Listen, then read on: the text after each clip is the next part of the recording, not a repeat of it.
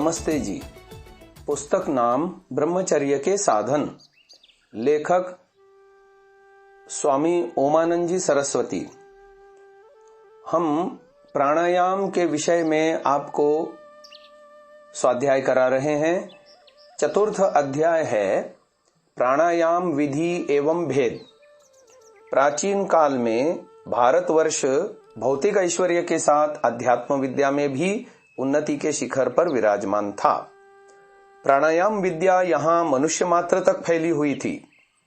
प्राणायाम के मर्म को जानने वाले मनीषी विद्वानों के स्थान स्थान पर गुरुकुल आदि आश्रम बने हुए थे, जिनमें सहस्रों की संख्या में ब्रह्मचारी वानप्रस्थी लोग प्राणायाम आदि योगांगों का क्रियात्मक अभ्यास करते थे। सन्यासी महात्मा ग्राम ग्राम में भ्रमण करके प्राणायाम के गंभीर रहस्यों का विवेचन निष्काम भाव से मनुष्य मात्र के हितार्थ करते थे। उस समय भारतवर्ष संपूर्ण विश्व का गुरु था। प्राणायाम विद्या के कारण सभी क्षेत्रों में तेजस्विता का एकछत्र साम्राज्य था। इसी कारण पवित्र आर्यावर्त में सभी स्त्री पुरुष यानी आबाल वृद्ध वनिता श्रद्धा पूर्वक प्राणायाम नित्य प्रति किया करते थे। शनै ही प्रमाद आलस्य के प्रभाव से तथा सत्कर्मों के ह्रास से वैदिक ज्ञान का भानु अस्ताचल को पहुंच गया, जिसके परिणाम स्वरूप तत्ववेत्ताओं की संतान आज प्राण विद्या से नितांत शून्य है। सामान्य जनता ही नहीं, अभी तो बड़े बड़े पंडितम मन्य भी प्राणायाम विद्या से कोरे हैं। इसीलिए सर्वत्र अंध परंपरा चल रही है। लोग प्राणायाम के नाम से भयभीत हैं और इसे केवल योगियों के उपयोग की ही वस्तु मानते हैं। कितने ही पाखंडी योग के नाम से आडंबर करके लोगों से धन हरण का महापातकी बन रहे हैं। चेले चेलियों को बढ़ाकर संप्रदाय का रूप दे अतिनिंदित कार्य कर रहे हैं। ऐसी अवस्था देख ऋषियों के संदेश को मनुष्य मात्र तक पहुंचाने की भावना से यहाँ शास्त्रोक्त प्राणायाम की विधि लिखी जा रही है। महर्षि दयानंद जी महाराज इस युग के सर्वमान्य योगी राज एवं आप्त पुरुष हुए हैं। महाभारत काल से आज तक इन 5000 वर्षों में उनके समान कोई योगी नहीं हुआ। आजकल के योगी और महात्मा कहलाने वाले जन तो उनके पैरों की धूल भी नहीं। उन्होंने अपने जीवन में पूर्ण रूपेण योग तत्वों का साक्षात्कार किया था। उन द्वारा उपदिष्ट विधि सर्वथा वेदादि शास्त्रोक्त होने से पाठकों के कल्याणार्थ यहाँ उद्धृत करता हूं। प्रच्छर्दन विधारणाभ्याम वा प्राणस्य योग दर्शन 1:34। जैसे अत्यंत वेग से वमन होकर अन्न जल बाहर निकल जाता है, वैसे प्राण को बल से बाहर फेंक के बाहर ही यथाशक्ति रोक देवे। जब बाहर निकलना चाहे तब मूलेंद्रियों को ऊपर खींचे रखे जब तक प्राण बाहर रहता है। इसी प्रकार प्राण बाहर अधिक ठहर सकता है। जब घबराहट हो तब धीरे धीरे भीतर वायु को लेके फिर भी वैसे ही करता जाए। जितना सामर्थ्य और इच्छा हो और मन में ओम इसका जप करता जाए। इस प्रकार करने से आत्मा और मन की पवित्रता और स्थिरता होती है। एक बाह्य विषय अर्थात बाहर ही अधिक रोकना, दूसरा आभ्यंतर अर्थात भीतर जितना प्राण रोका जाए उतना रोके, तीसरा स्तंभ वृत्ति अर्थात एक ही बार जहां का तहां प्राण को यथाशक्ति रोक देना, चौथा बाह्याभ्यंतर विषयाक्षेपी अर्थात जब प्राण भीतर से बाहर निकलने लगे तब उसके विरुद्ध न निकलने देने के लिए बाहर से भीतर ले, और जब बाहर से भीतर आने लगे तब भीतर से बाहर की ओर प्राण को धक्का देकर रोकता जाए। ऐसा एक दूसरे के विरुद्ध क्रिया करे। यह लेख है सत्यार्थ प्रकाश तृतीय समुल्लास से। मुख्य रूप से प्राणायाम के 4 भेद होते हैं। महर्षि ने ऊपर प्राणायाम की पूर्ण विधि लिख दी है। इसका आधार योग दर्शन के बाह्याभ्यंतर स्तंभ वृत्तिर्देश काल संख्या भी परिदृष्टो दीर्घ सूक्ष्म तथा बाह्याभ्यंतर विषयाक्षेपी चतुर्थ योग दर्शन साधन पाद के सूत्र संख्या 50 एवं 51। इन दोनों सूत्रों का भाष्य ऋग्वेदादि भाष्य भूमिका के उपासना विषय में संस्कृत तथा आर्य दोनों भाषाओं में महर्षि ने कुछ इस प्रकार किया है। यत्र प्रश्वासपूर्वको गत्यभावः स बाह्यः यत्र श्वासपूर्वको गत्यभावः स अभ्यांतरः तृतीयः स्तंभवृत्तिर्यत्रोभयाभावः सकृत् प्रयत्नात् भवति तथा तप्ते न्यस्तमुपले जलं सर्वतः संकोचमापद्यते तथा द्वयोर्युगपत् गत्यभाव इति। बालबुद्धिभिरंगुल्यंगुष्टाभ्यां नासिका छिद्रमवरुध्य यः प्राणायामः क्रियते स खलु शिष्टैस्त्याज्य एवास्ति। किन्तु अत्र बाह्याभ्यन्तरांगेषु शान्तिशैथिल्ये सम्पाद्य सर्वांगेषु यथावत् स्थितेषु सत्सु बाह्यदेशं गतं प्राणं तत्रैव यथाशक्ति संसाध्य प्रथमो बाह्याख्यः प्राणायामः कर्तव्यः। तथोपासकैर्यो बाह्यादेशादन्तः प्रविशति तस्याभ्यन्तर एव यथाशक्ति निरोधः क्रियते स आभ्यन्तरो द्वितीयः सेवनीयः। एवं बाह्यांतराभ्यामनुष्ठिताभ्यां द्वाभ्यां कदाचिद् उभयोर्युगपत् संरोधो यः क्रियते स स्तंभवृत्ति स्थितीयः प्राणायामोऽभ्यसनीयः। योगदर्शन 2:50। इसी प्रकार अगले सूत्र का भाष्य महर्षि करते हैं, यह प्राणायाम उभयाक्षेपी स चतुर्थो गद्यते तद्यथा यदोदराद् बाह्यदेशं प्रतिगन्तुं प्रथमक्षणे प्रवर्तते तं संलक्ष्य पुनर्बाह्यदेशं प्रत्येवं प्राणाः प्रक्षेप्तव्याः। पुनश्च यदा बाह्यादेशादाभ्यन्तरं प्रथममागच्छेत् तमाभ्यन्तर एव पुनर्यथाशक्ति गृहीत्वा तत्रैव स्तम्भयेत् स द्वितीयः। एवं द्वयोरेतयोः क्रमेणाभ्यासेन गत्यभावः क्रियते स चतुर्थः प्राणायामः। यस्तु खलु तृतीयोऽस्ति स नैव बाह्याभ्यन्तराभ्यासापेक्षां करोति किन्तु यत्र यत्र देशे प्राणो वर्तते तत्रैव सकृत् स्तम्भनीयः। यथा किमप्यद्भुत दृष्ट्वा मनुष्यश्चकितो भवति तथैव कार्यमित्यर्थः। योगदर्शन 2:51। इसके आगे महर्षि आर्य भाषा में लिखते हैं, और यह प्राणायाम 4 प्रकार से होता है। एक बाह्य विषय, दूसरा अभ्यंतर विषय, तीसरा स्तंभवृत्ति और चौथा जो बाहर भीतर रोकने से होता है। वे 4 प्राणायाम इस प्रकार के होते हैं कि जब भीतर से बाहर को श्वास निकले तब उसको बाहर ही रोक दे, इसको प्रथम प्राणायाम कहते हैं। जब बाहर से श्वास भीतर को आवे तब उसको जितना रोक सके उतना भीतर ही रोक दे, इसको दूसरा प्राणायाम कहते हैं। तीसरा स्तंभवृत्ति है कि न प्राण को बाहर निकाले और न बाहर से भीतर ले जावे, किंतु जितनी देर सुख से हो सके उसको जहां का तहां ज्यों का त्यों एकदम रोक दे। यह चौथा यह है कि जब श्वास भीतर से बाहर को आवे तब बाहर ही कुछ कुछ रोकता रहे, और जब बाहर से भीतर जावे तब उसको भीतर ही थोड़ा थोड़ा रोकता रहे, इसको बाह्याभ्यंतराक्षेपी कहते हैं। और इन चारों का अनुष्ठान इसलिए है कि जिससे चित्त निर्मल होकर उपासना में स्थिर रहे। ऋग्वेदादि भाष्य भूमि का उपासना विषय। इसके अतिरिक्त महर्षि ने संस्कार विधि, पंचमहायज्ञ विधि आदि ग्रंथों में भी प्राणायाम विधि का संकेत किया है, किंतु प्रधानता से सत्यार्थ प्रकाश एवं भाष्य भूमिका में प्राणायाम का निर्देश है। साधक महानुभावों की सुविधा के लिए उपरोक्त 4 प्रकार के प्राणायामों को नीचे कुछ अधिक विस्तार से लिखा जाता है। पहला, बाह्य विषय या बाह्य कुंभक प्राणायाम।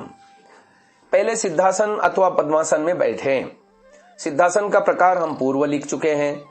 प्राणायाम करने से पूर्व बायां स्वर चलता हो तो ठीक है, जिधर से वायु आता हो उधर मुंह रखो।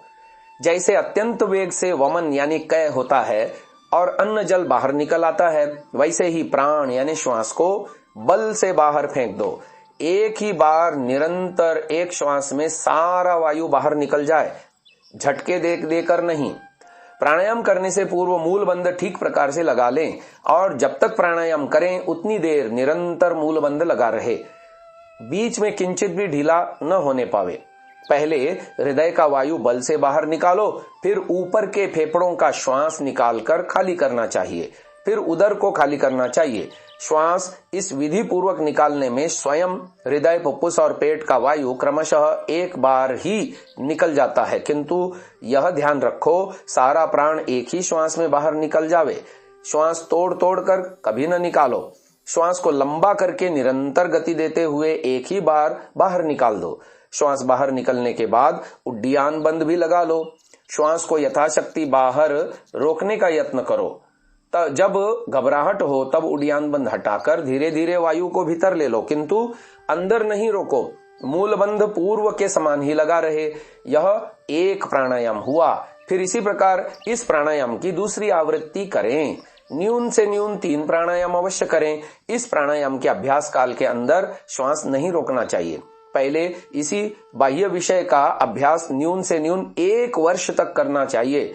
यही प्रथम प्राणायाम है। इसके सिद्ध होने पर ही दूसरा प्राणायाम करना उपयुक्त है। सामान्यतया लोग बाहर तथा भीतर रोकना दोनों एक साथ आरंभ कर देते हैं, इसलिए विशेष लाभ तथा उन्नति नहीं होती। 1 मास तक 3 ही प्राणायाम करें, फिर शनै शनै ही प्रतिमास संख्या बढ़ाते जाओ। यदि गोदुग्ध, घृत व अन्य पौष्टिक भोजन पर्याप्त खाने को मिले तो दोनों समय अभ्यास करना चाहिए। इस प्राणायाम की संख्या 21 तक बढ़ा सकते हैं। प्राणायाम करते समय हाथ से नासिका पकड़कर श्वास नहीं रोकना चाहिए। मूलाधार का संकोच निरंतर बना रहे। एक प्राणायाम करने के पश्चात 3-4 साधारण श्वास लेकर फिर दूसरा प्राणायाम करना चाहिए।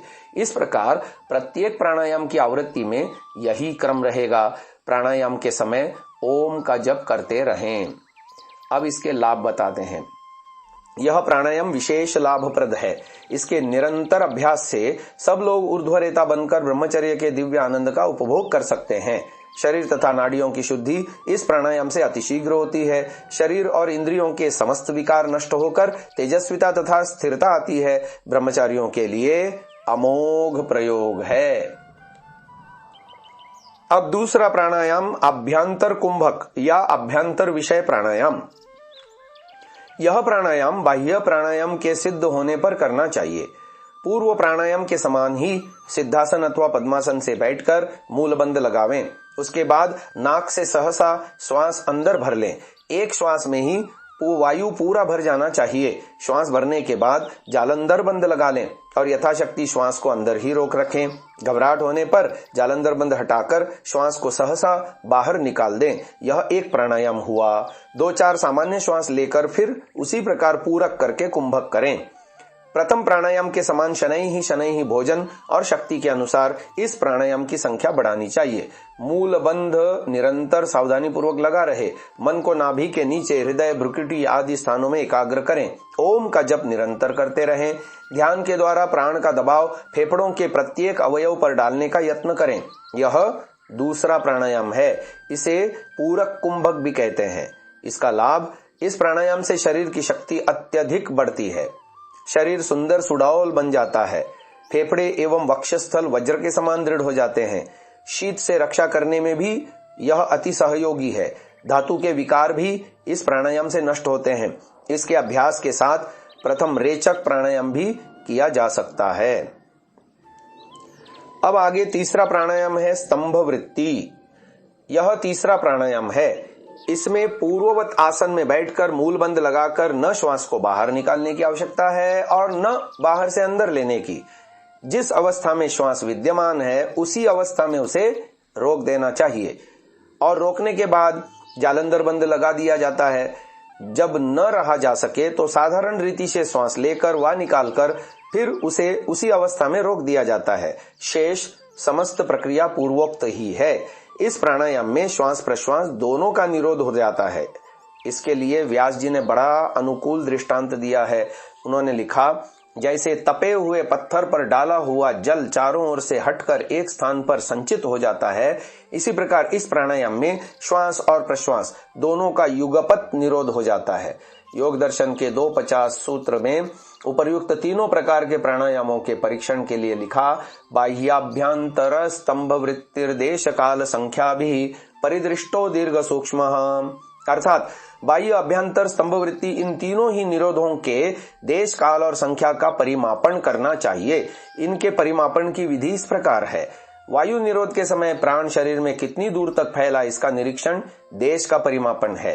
प्राण कितनी दूर तक फैलता है, शरीर के उतने भाग में चींटियां सी चलती प्रतीत होती हैं। यही प्राण की देश की अपेक्षा से पहचान है। प्राण निरोध के समय मन में यह प्रबल भावना होनी चाहिए कि प्राण मेरे संपूर्ण शरीर में फैल रहा है। कितने समय तक श्वास को हमने अंदर स्तंभित किया है, यह उसका काल की दृष्टि से परिमापन है। और उस प्राणायाम की हमने कितनी आवृत्ति की, अर्थात कितनी बार वह प्राणायाम किया, यह संख्या की दृष्टि से परिमापन माप हुआ।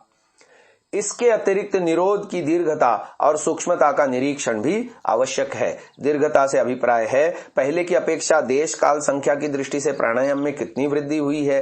देश काल संख्या द्वारा परिदृष्ट निरोध प्राणायाम को अगले दिन ही देश काल संख्या के बढ़ाने का प्रयत्न नहीं करना चाहिए। उसे उसी अवस्था में अभ्यस्त करने के लिए कुछ दिन अवश्य लगाने चाहिए। फिर शनै शनै उस प्राणायाम का इतना अभ्यास हो जाना चाहिए कि अभ्यासी को पता ही न चले कि मैं प्राणायाम कर रहा हूं। किसी प्रकार के भी श्रम का अनुभव प्राणायाम करते हुए न हो और श्वास के लेने और निकालने की गति अति सूक्ष्म हो जावे, इसे ही सूक्ष्मता कहते हैं। जिस प्रकार हमने अभ्यंतर प्राणायाम के देश काल संख्या से दीर्घता और सूक्ष्मता के परीक्षण की विधि ऊपर बताई, उसी प्रकार बाह्य प्राणायाम का भी परीक्षण किया जा सकता है। बाह्य प्राणायाम काल और संख्या का परीक्षण तो पूर्ववत ही रहेगा, किंतु देश का परीक्षण शरीर के अंदर न करके शरीर के बाहर किया जाता है। अर्थात नासिका से निकलते हुए प्रश्वास का प्रभाव बाहर के प्रदेश पर कहां तक पड़ा, इसकी परीक्षा हम नासिका के सम्मुख रुई आदि का हल्का टुकड़ा रखकर कर सकते हैं। यह परीक्षा इसलिए की जाती है कि प्राण जितना शनै शनै और सूक्ष्म करके निकाला जाएगा, उतना ही उसका प्रभाव निकट देश तक रहेगा, और प्रभाव जितना निकट देश तक पड़ेगा उतना ही लाभप्रद होगा। यह हमने प्रथम और द्वितीय प्राणायाम को देश काल संख्या और दीर्घता तथा सूक्ष्मता के परिमापन का प्रकार वर्णित किया। स्तंभवृत्ति प्राणायाम में श्वास प्रश्वास की देश काल और संख्या से समालोचना न करके उसे जहां का तहां ज्यों का त्यों रोक दिया जाता है। यह 3 प्राणायाम हुए। अब चतुर्थ बाह्य अभ्यंतर विषयाक्षेपी प्राणायाम, यह अंतिम तथा पूर्ण प्राणायाम है। अब तक प्राणायाम के एक एक अवयव का अभ्यास चल रहा था। इसी निरंतर अभ्यास के प्रभाव से साधक में इस अंतिम प्राणायाम के करने की योग्यता आ सकती है। यद्यपि स्तंभवृत्ति प्राणायाम में श्वास प्रश्वास दोनों का ही निरोध करना पड़ता है, परंतु इसमें और चतुर्थ प्राणायाम में बड़ा अंतर है। स्तंभवृत्ति में श्वास और प्रश्वास के विषय का ध्यान रखे बिना ही उसे रोक दिया जाता है, परंतु यहाँ श्वास और प्रश्वास का विषय देश काल और संख्या की आलोचना करते हुए उन दोनों को युगपत नहीं क्रम से रोकना पड़ता है। इस प्राणायाम की विधि इस प्रकार है। सर्वप्रथम पूर्व लिखी विधि अनुसार बाह्य प्राणायाम करें और उड्डयन बंद तथा जालंधर बंद लगा लें।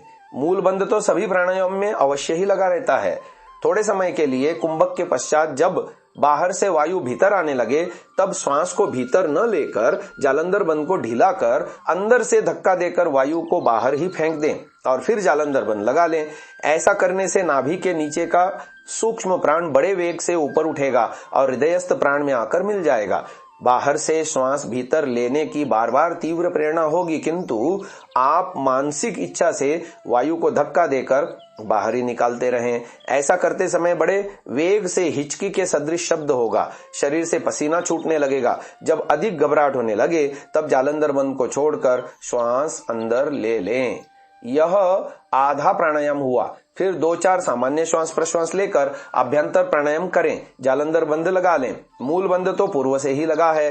थोड़े समय कुंभक करने के बाद जब श्वास भीतर से बाहर को निकलने लगे, तब मन की इच्छा शक्ति के प्रभाव से श्वास को नीचे दबा दें तथा जालंधर बंद को ढीला कर नासिका द्वारा और श्वास भरकर फिर जालंधर बंद लगा दें। इस प्रकार करने से थोड़े समय तक श्वास और अंदर ही रुक जाएगा। इच्छा शक्ति का दबाव निरंतर रखें। पुनः श्वास ऊपर उठाकर बाहर निकलने का यत्न करेगा, किंतु जालंधर बंद लगा होने के कारण नासिका द्वारा बाहर तो न निकल सकेगा, किंतु कुछ प्राण श्वास प्रणाली से अन्न प्रणाली में चला जाएगा। प्राण जब धक्का देकर ऊपर उठता है और अन्न प्रणाली में जाता है तो उस समय एक शब्द उत्पन्न होता है जिसे अभ्यासी लोग स्पष्ट अनुभव करते हैं।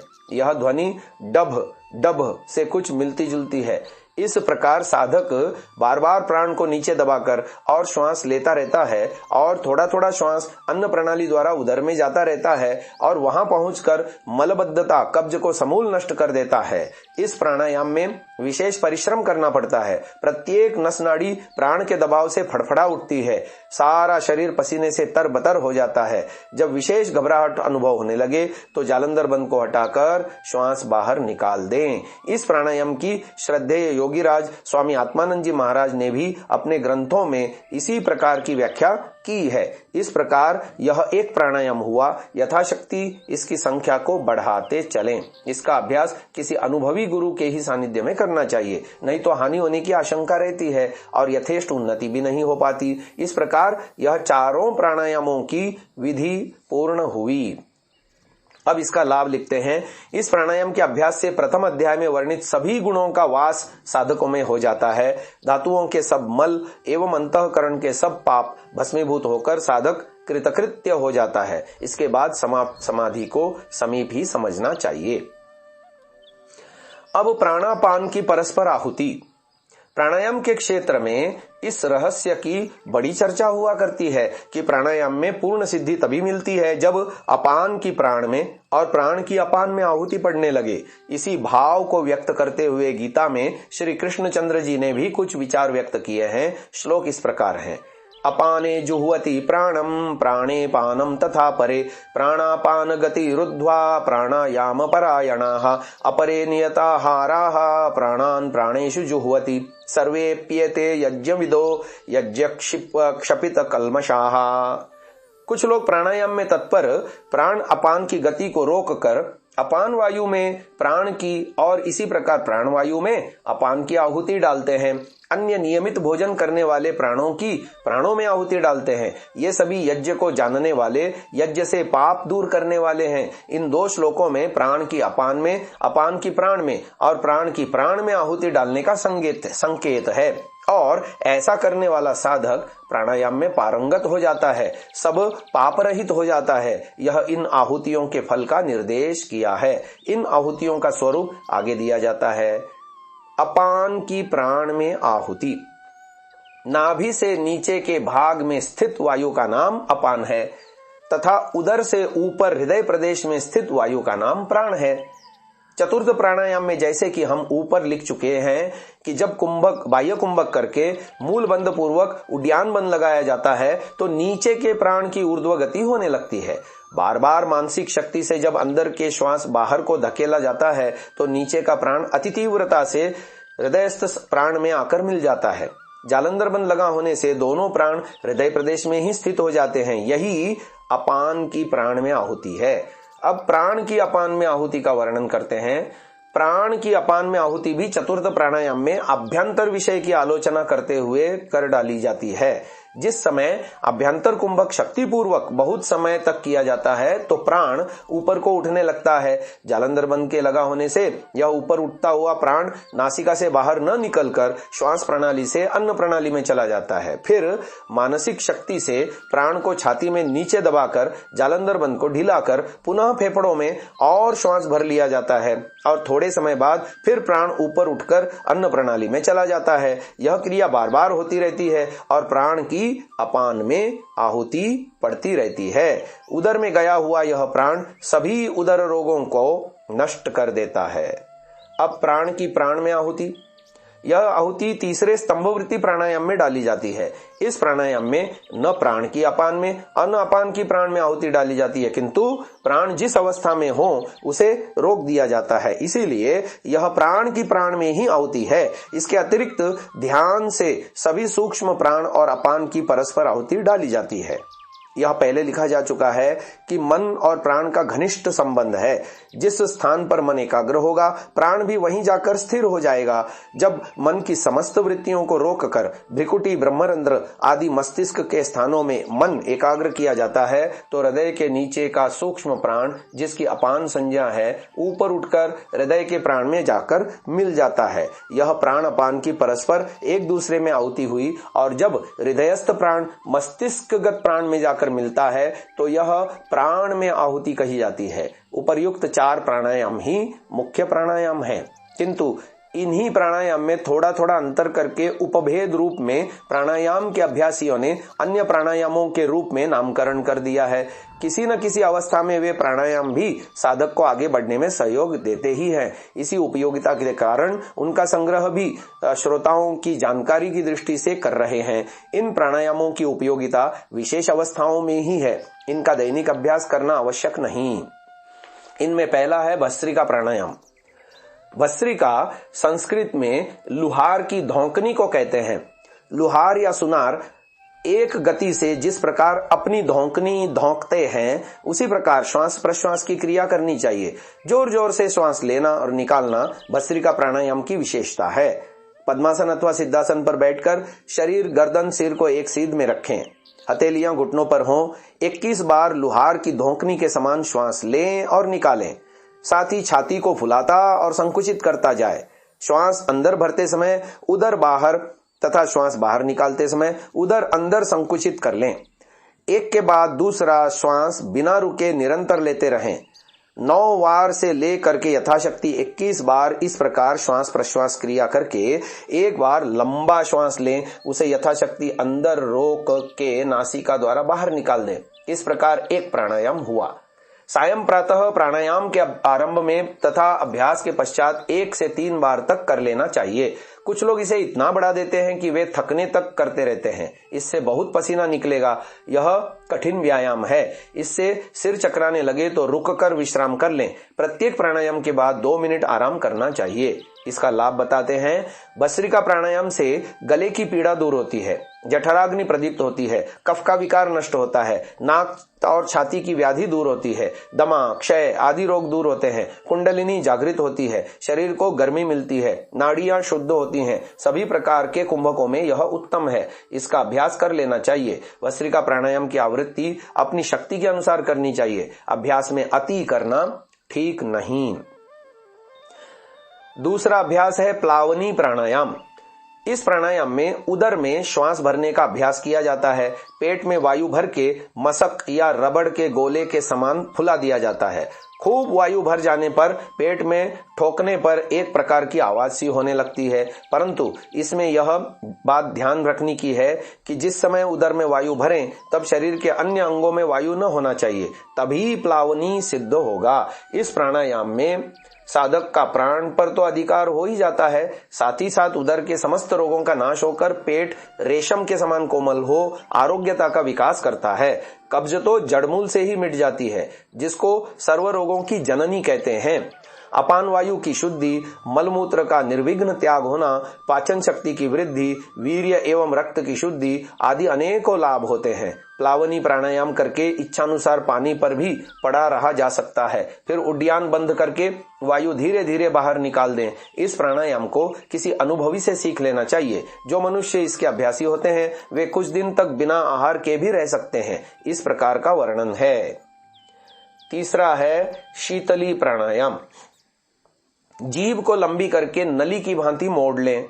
सिसकारी भरते हुए मुंह से श्वास लें और आराम से जितनी देर हो सके वायु को रोके रखें। फिर नासिका द्वारा वायु बाहर निकाल दें।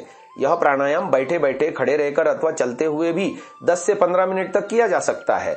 इस प्राणायाम के अभ्यास से रक्त शुद्ध होता है, भूख प्यास कम होती है, आमाशय को शीतलता मिलती है, गुल्म, प्लीहा, संक्रामक रोग, ज्वर, क्षय, अपच, बवासीर आदि रोग दूर होते हैं। प्यास लगने पर इसके अभ्यास से प्यास भी शांत हो जाती है।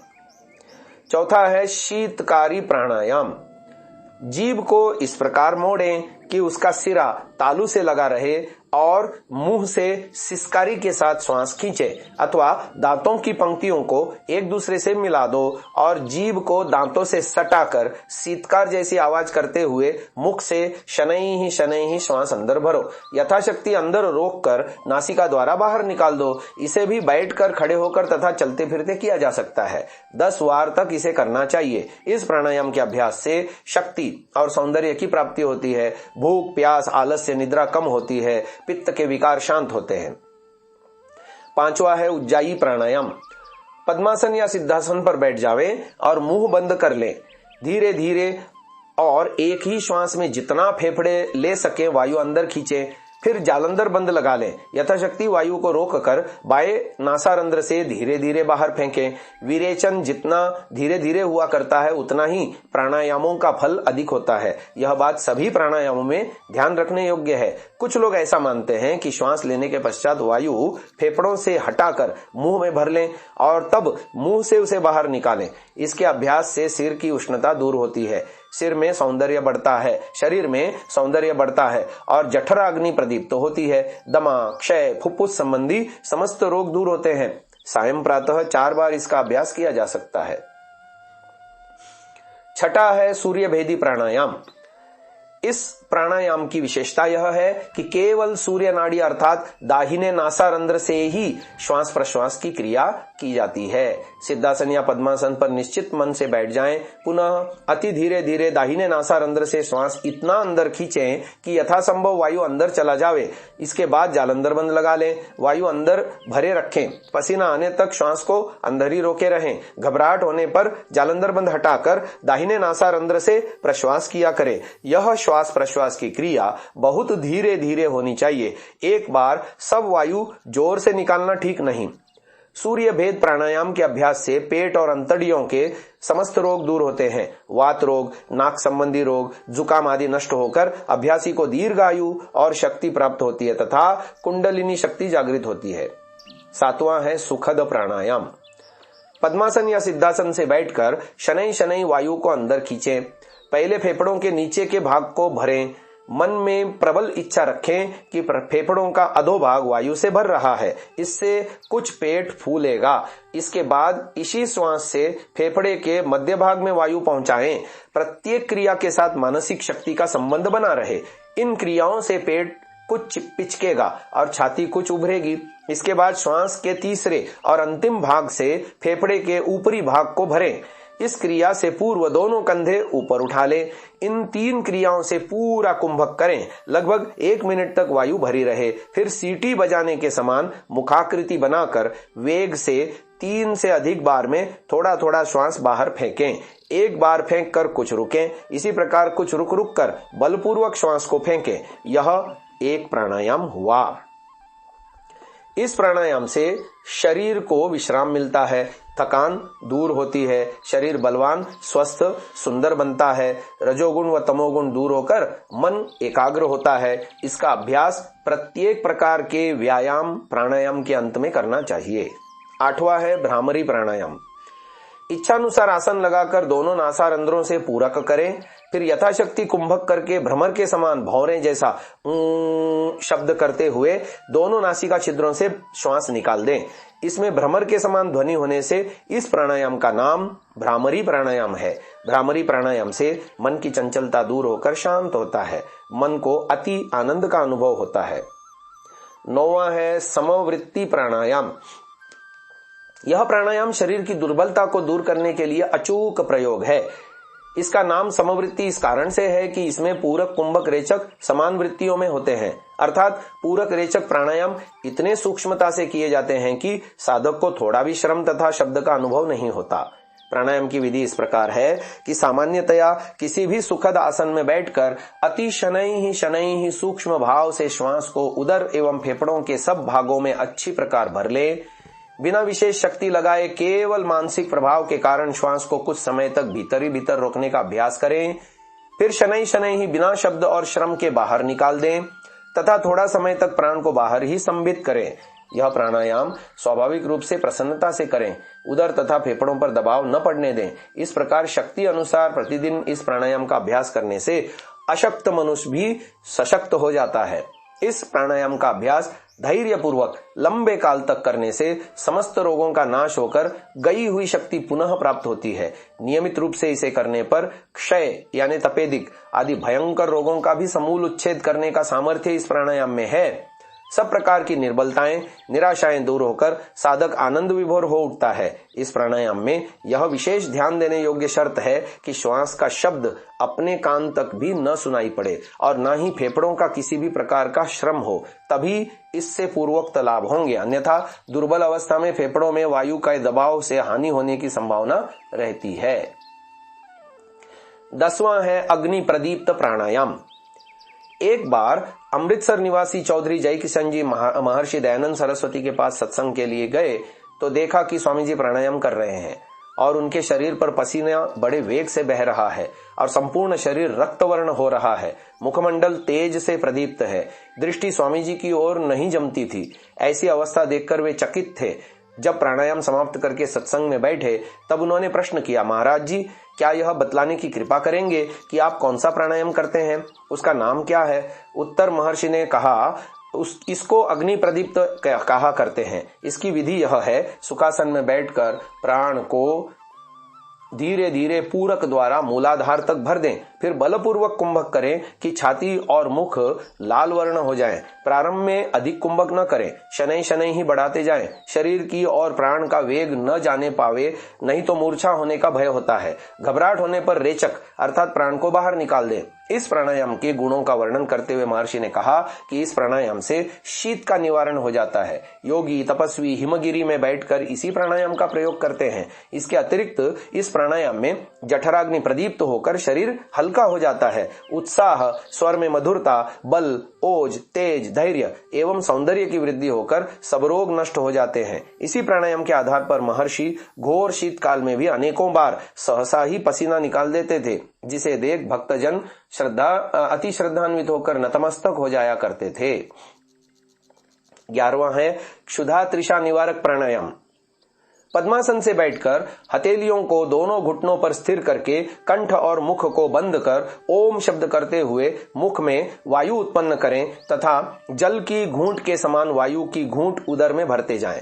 प्रथम दिन 5 बार इस प्रकार वायु पान करें। प्रतिदिन 5 घूंट बढ़ाते जाएं। फिर कुछ दिनों के अभ्यास से उदर वायु से पूर्ण हो जाया करेगा।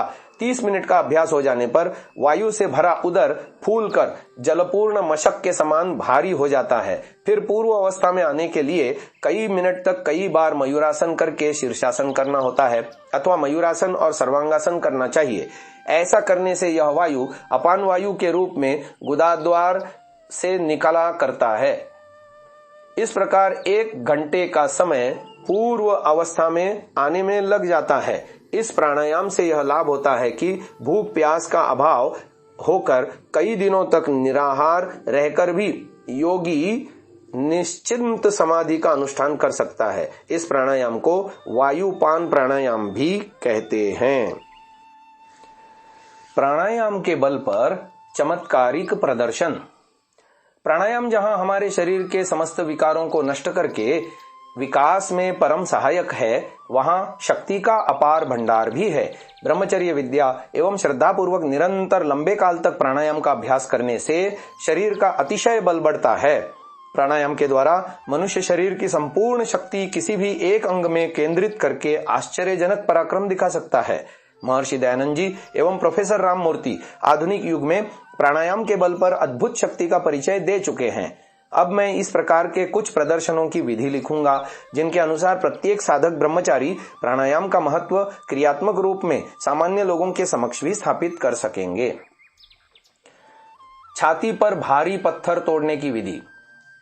शक्ति का प्रदर्शन करने से पूर्व प्रत्येक अभ्यासी को शरीर में पर्याप्त बल संचित कर लेना चाहिए। इसके लिए न्यून से न्यून 5-7 मिनट का अभ्यंतर कुंभक तथा अनेक वर्षों का अखंडित ब्रह्मचर्य पालन अति आवश्यक है। इसके अभाव में अनेक बार अधिक बल लगाने से हृदय की रक्तवाहिनी धमनियां फट जाती हैं, जिससे आजीवन भयंकर पीड़ा से पीड़ित रहना पड़ता है। छाती पर भारी पत्थर तुड़वाने की विधि इस प्रकार है। समतल भूमि पर एक मोटा रुई का गद्दा इस प्रकार बिछा लें कि लेटने पर गर्दन छाती के समतल व कुछ ऊंची रहे। गद्दे पर सीधे लेटकर वक्षस्थल पर एक और मोटा रुई का गद्दा रख लें।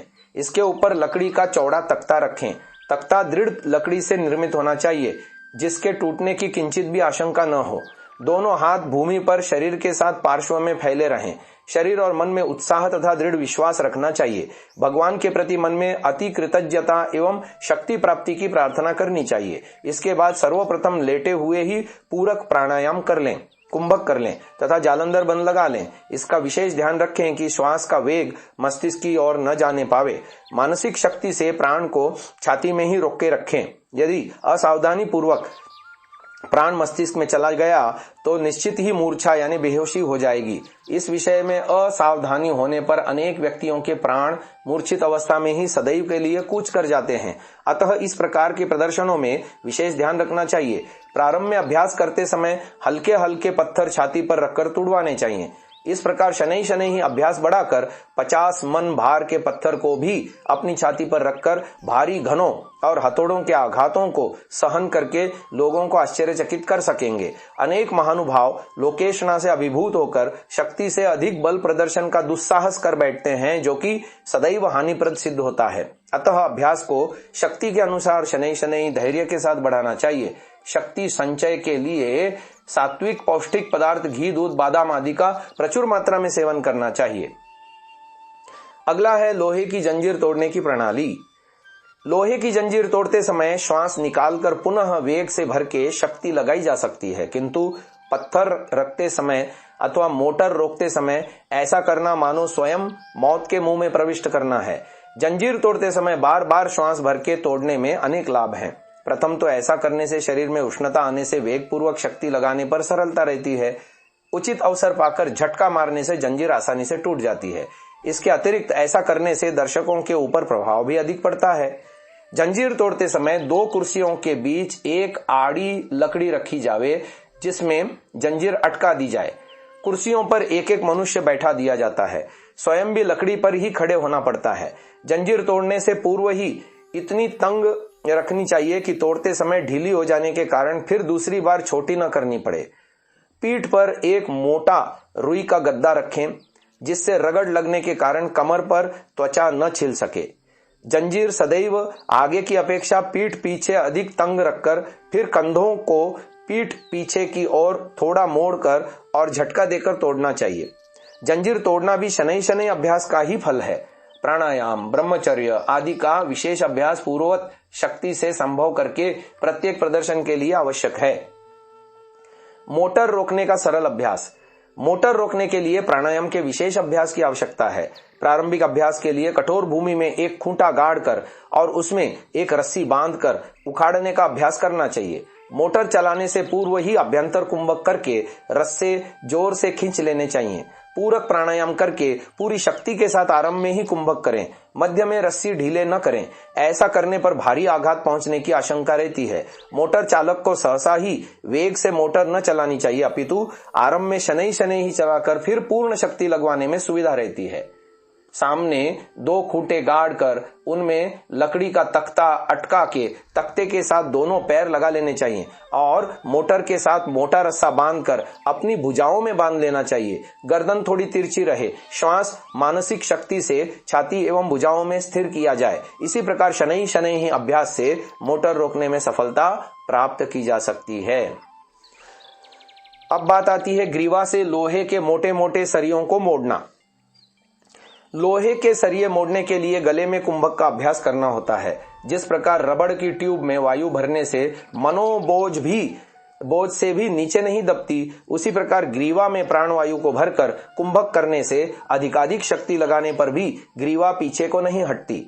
जब गले में कुंभक का अच्छी प्रकार अभ्यास हो जावे तब लोहे का 8-9 फीट लंबा सरिया लें। इसके दोनों भाग अच्छी प्रकार से गोल कर लें, जिससे ग्रीवा में चुभकर हानि पहुंचने की आशंका न रहे। सरिये का एक भाग किसी तख्ते आदि पर छाती के समान ऊंचाई पर लगावें। 2-3 व्यक्ति तख्ते और सरिये को भलीभांति साधे रहें। सरिये का दूसरा सिरा ग्रीवा में टेटवे के नीचे तथा वक्षोस्थि के ऊपर खाली स्थान में लगावें। सरिया हड्डी या टेटवे पर न लगाना चाहिए, क्योंकि हड्डी पर लगाने से त्वचा उतर कर रक्त आने लगता है तथा टेटवे पर लगाने से थोड़े दबाव से ही खांसी आने लगती है। अतः दोनों के मध्य का भाग ही अत्युपयुक्त है। सरिया मोड़ते समय ग्रीवा में खूब श्वास भर के ग्रीवा को फुला लें तथा वक्षस्थल का बल लगाकर झटका दें। सरिया के लगने से गले में जो पीड़ा हो उसकी ओर ध्यान न देकर शक्ति लगावें। आरंभ में पतले सरियों को गर्दन में कपड़ा लगाकर मोड़ने का अभ्यास करें। निरंतर अभ्यास से ग्रीवा की त्वचा दृढ़ हो जाएगी। अभ्यास के बाद त्वचा का हाथ से मर्दन कर लेना चाहिए। ऐसा करने से किसी प्रकार का छाला आदि गले में नहीं पड़ता। शनै शनै अभ्यास होने पर बिना किसी कष्ट के मोटे मोटे सरियों को सरलता से मोड़कर जनता को आश्चर्यचकित कर सकेंगे। आगे है नाड़ी अवरोधक प्राणायाम। पद्मासन में बैठकर बाएं नाक से पूरक करके वायु को यथाशक्ति मूलाधार तक भर लें। मुट्ठियों को बांधकर दोनों घुटनों पर रखें। पूरक द्वारा अंदर गई वायु को वक्षस्थल की ओर से दक्षिण भुजा की ओर संकल्प शक्ति से प्रेरित करें। यह क्रिया तब तक करते रहें जब तक हाथ फूलकर कठोर तथा नाड़ी स्तंभित न होने लगे। जब तक नाड़ी पूर्णतया रुक न जाए तब तक छोटे छोटे पूरक तथा कुंभक करके अंतः प्राण को हाथ में भेजते रहें। प्राणवायु के पूर्णतया भर जाने से, रक्त संचार रुक जाने से अंत में नाड़ी रुककर लुप्त प्राय हो जाती है। कुछ काल तक अभ्यास करने पर प्राण को हाथ में केंद्रित करने की विधि आ जाती है। खेल में दिखाने के लिए श्वास को प्रथम बाहों में भरा जाता है, शेष शरीर पूर्व स्थिति में जैसे का तैसा बना रहता है। कई बार रक्त संचार कुछ देर के लिए इतना स्तब्ध हो जाता है कि नाड़ियां ढीली नीली प्रतीत होने लगती हैं। इस प्रकार से प्राणायाम का अनेक प्रकार अभ्यास करने से मनुष्य अद्भुत पराक्रम दिखाकर जनता को आश्चर्यचकित कर सकता है। वास्तव में प्राण ही शक्ति का भंडार है। इति चतुर्थोऽध्यायः। अब पंचम अध्याय की चर्चा अगले श्रव्य कणिका में हम करेंगे, जिसका शीर्षक है प्राणायाम से रोग निवारण। इसे यहीं विराम देते हैं। ओम।